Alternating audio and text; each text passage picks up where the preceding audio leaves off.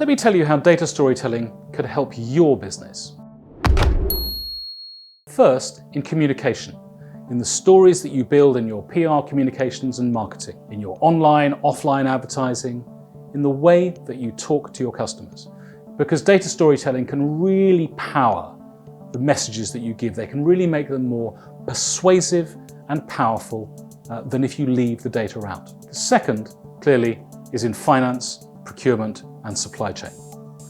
And it's really vital, clearly, to have a good head on numbers. The challenge in finance departments and procurement departments is that it's just too often, it's just spreadsheets and numbers, and there's no narrative built in there.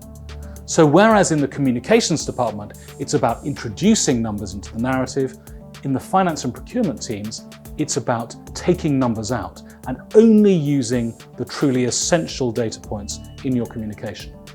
And then the third and increasingly important way in which data storytelling can power your business forward is through the insight, analytics, research and development functions that exist in all sorts of different businesses. Now clearly, data really matters in those functions.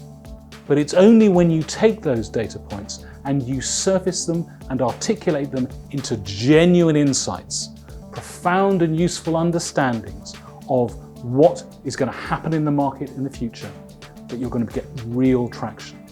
So think about that. Data storytelling, it matters in communication, it matters in finance, and it matters in insight and analytics.